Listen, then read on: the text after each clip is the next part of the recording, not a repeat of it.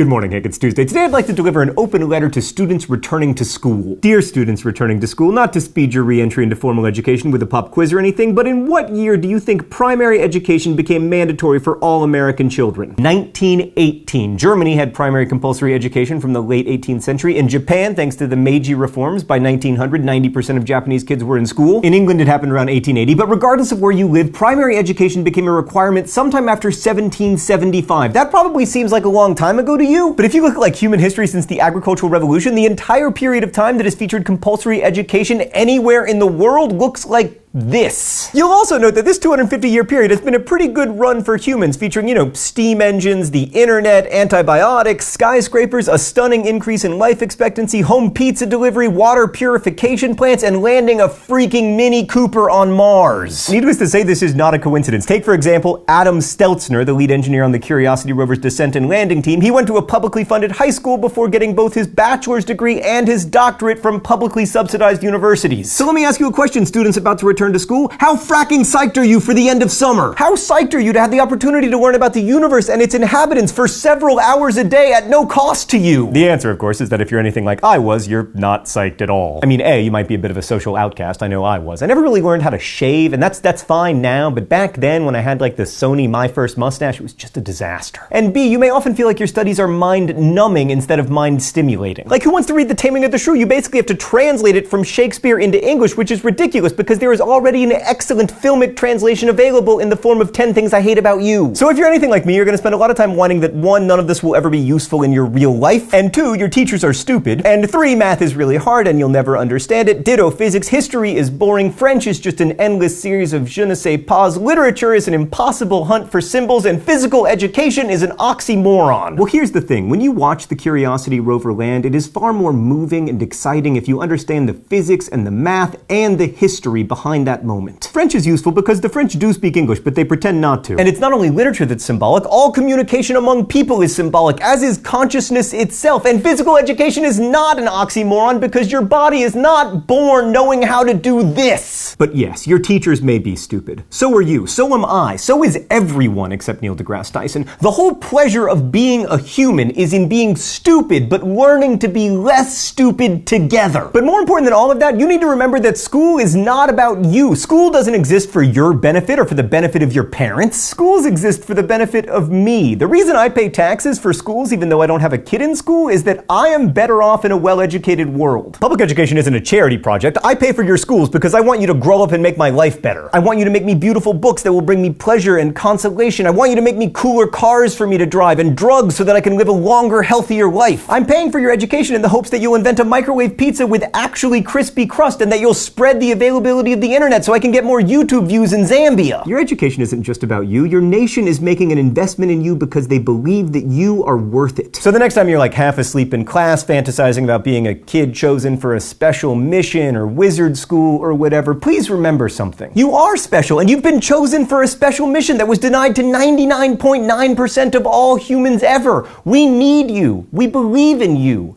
And we're counting on you. Best wishes, John Green. Hank, quick postscript for people nerdy enough to be interested in education outside of class. Please check out Crash Course and SciShow, our educational initiatives, link in the doobly-doo. And for those of you nerdy enough to dream about being a time nanny for an evil baby orphanage, I have great news. A professional gaming company is kickstarting an evil baby orphanage card game. It looks really cool, so check that out as well, link in the doobly-doo. Hank, congratulations on Curiosity not crashing into Mars. I know that's the highlight of your year. I will see you on Friday.